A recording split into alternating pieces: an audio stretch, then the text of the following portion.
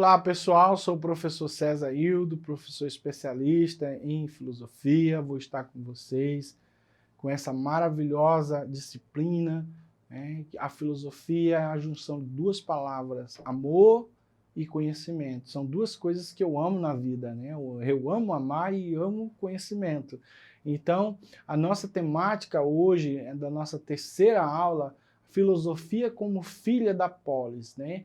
Lembrando que nós passamos numa aula passada explicando o que é a polis grega, né? A polis, na verdade, é um ajuntamento de pessoas, né? Um ajuntamento, é uma espécie de vila, né? Construída pelos gregos, né? Quando eles saíram do estado primitivo do homem, né? O homem bruto passou a viver em sociedade, formar clãs, esses clãs fizeram tribos, as tribos fez as fráteas, e aí virou os demos. O demos é uma sociedade ali em torno da ágora, né? A ágora é o centro da polis, é como se em torno dela os escravos, né, vivessem, produzissem, né, construíssem, e aí mais perto da ágora estavam as famílias demos, né? Que eram famílias constituídas a partir dessa miscigenação de povos, né, da Europa, e aí esses povos vão formar esses demos. Dentro desses demos vai se escolher um representante para estar dialogando na ágora, né, tentando convencer as pessoas a respeito das suas leis, das suas decisões, e esses candidatos eles ficavam à disposição do Estado, né, da instituição democrática, por um ano. Então eles estavam ali para lutar e ser ouvidos, né, ser aceitos.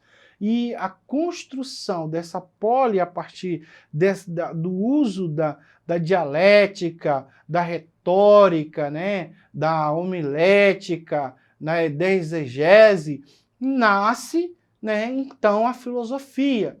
A filosofia é o amor ao conhecimento, mas não o conhecimento do senso comum, mas o conhecimento daquele que você questiona e não aceita as coisas como elas estão, tá bom? Então vamos aí para o nosso primeiro banner, né? A filosofia filha da polis.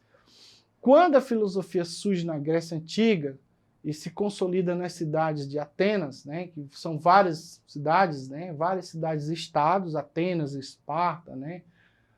Colosso, né, e outras cidades mais, e naquela época havia se tornado um centro intelectual e cultural.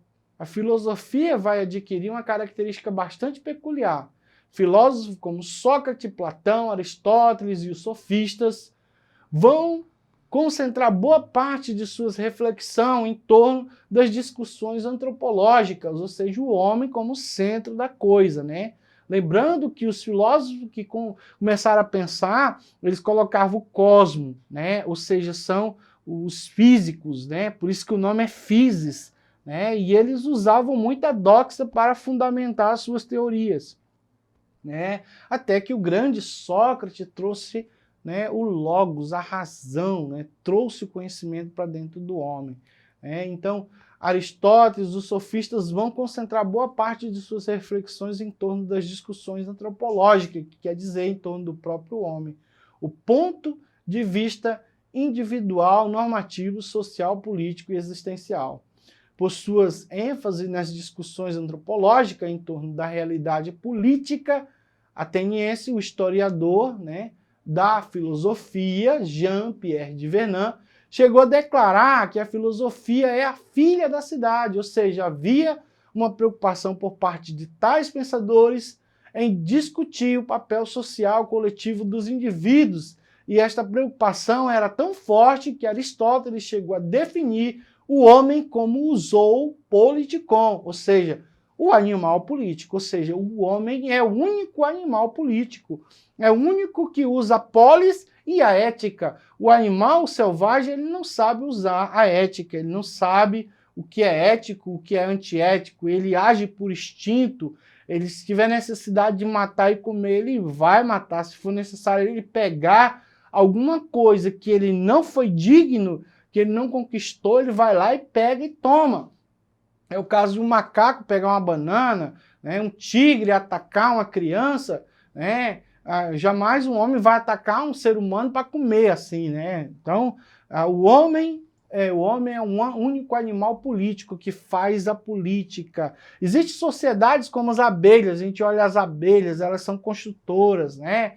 Mas elas não fazem filosofia, elas não questionam o mundo, elas não dialogam com o mundo, elas não procuram explicação. Se está chovendo, por que choveu, porque tá quente, porque está frio, elas não questionam o mundo, elas aceitam o mundo como está, embora são construtoras, embora vivendo em sociedade, uma alcateia, por exemplo, de lobo, não questiona, embora vivendo em sociedade, mas o homem é o único animal político, tá?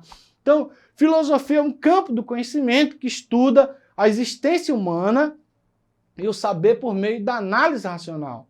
Do grego, o termo filosofia significa amor ao conhecimento.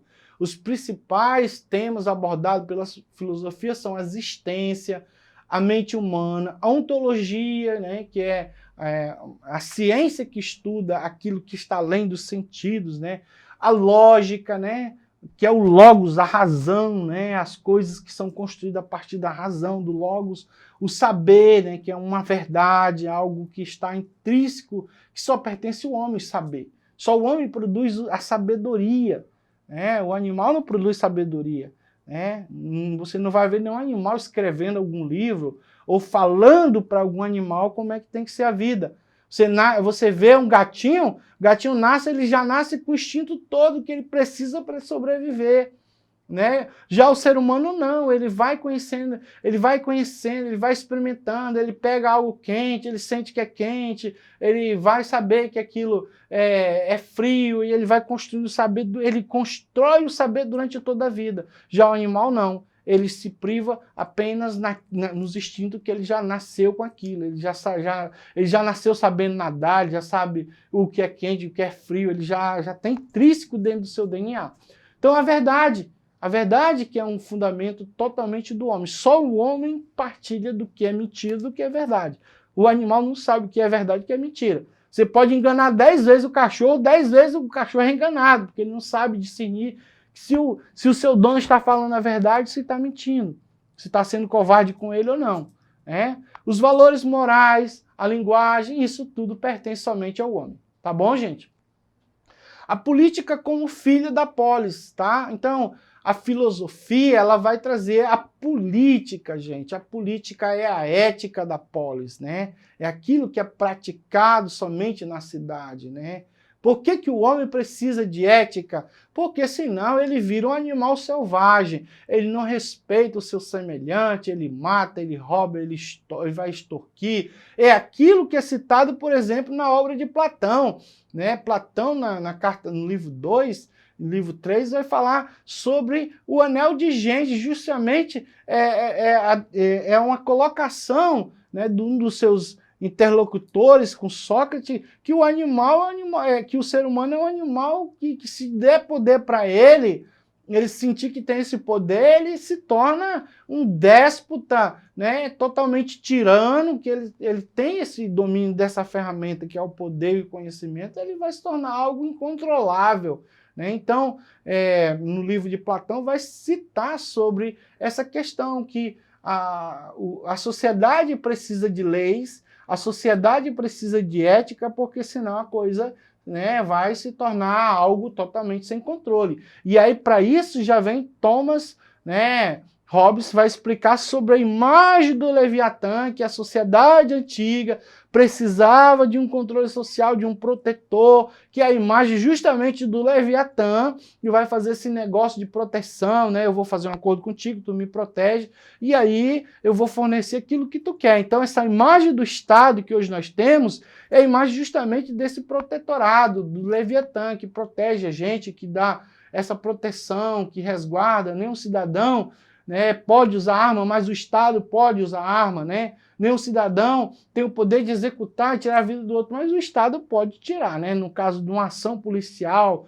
evasiva, numa entrada em uma favela, de repente se há um conflito ali, o Estado tem pleno poder, né, do uso da força, né, de usar a força necessária para evitar que feridos, né, que pessoas civis venham a ser atingidos por conta da consequência da pessoa que está envolvida na ação. Então, no caso, o filósofo rei é aquele que está apto a exercer uma função pública administrativa, né, que está sendo exercitada na cidade. Então, essa imagem da política também tem relação com a filosofia. Então, a filosofia ela vai criar política para administrar a vida social das pessoas. Então, ela tem uma grande importância, né? Porque sem política a gente não consegue viver. Talvez você pense assim, eu odeio política. Tem outras pessoas que dizem eu odeio jogo, outros dizem eu odeio novela, né? Mas essas coisas são essenciais. Você já pensou se todo cidadão brasileiro já tivesse lido a Constituição do seu país? Né? Como tem muita gente que é capaz de ler a Bíblia, né, várias vezes, mas não lê a Constituição do seu país. Muitas vezes é pai, mas nunca lê o Estatuto da Criança. Muitas vezes é mulher, mas nunca estudou o Estatuto da Mulher. Às vezes é idoso, mas nunca lê o Estatuto do Idoso. Né? Então, às vezes usa arma, mas nunca lê o Estatuto das Armas. É civil, mas nunca estudou o Código Civil. Então, é necessário conhecer suas leis para poder se apropriar da cidadania. Tá bom, gente? A filosofia no Renascimento e na modernidade. Então, a filosofia ela vem antes de Cristo, que são com os pré-socráticos. Ela vai se desenvolver no período clássico, né, depois de Sócrates, Platão, né, e Aristóteles. Né, ela passa por todo o período da patrística, dos pais da igreja, Santo Agostinho, São Tomás de Aquino, né? E aí quando chega naquela divisão do medieval para a moderna, ela continua agindo, porque ela vai agir dentro da cidade. Então, a filosofia ela vai nortear o destino do cidadão. E aí vamos para a nossa temática no item 3. Mas essas não são as únicas contribuições que a filosofia pode oferecer em torno da análise do pensamento político. Em todas as épocas, os filósofos sempre se preocuparam com a questão social e passaram a respeito, né, o respeito dela, como é o caso do Renascimento e da modernidade. No Renascimento, o pensamento político de Nicolau Maquiavel caracteriza-se pela reflexão crítica sobre o poder e o Estado. Né, esse Estado que é defendido por Thomas Hobbes. Essa imagem desse Estado que está para defender, que na verdade é um monstro, né? Um monstro devorador. Então, o príncipe Maquiavel, né, secularizou a filosofia política e separou o exercício do poder da moral da religião cristã.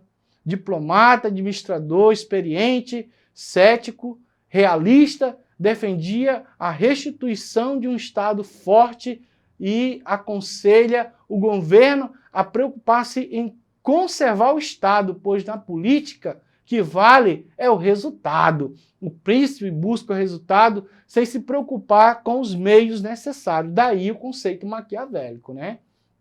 Então a gente vai prosseguir mais um pouquinho, não vai dar tempo a gente ler tudo, mas vem aí a crítica, né, como filosofia como crítica, né, na pessoa de Maquiavel, e a nossa conclusão, tá bom? Vocês vão plitando aí, não vai dar tempo a gente ler tudo, né, questionar tudo, mas o nosso exercitando está assim, gente. Vocês, se der para plintar, tá? É uma questão da Marilena Chauí, tá? E a nossa questão certa é justamente a B. Você vai plintar.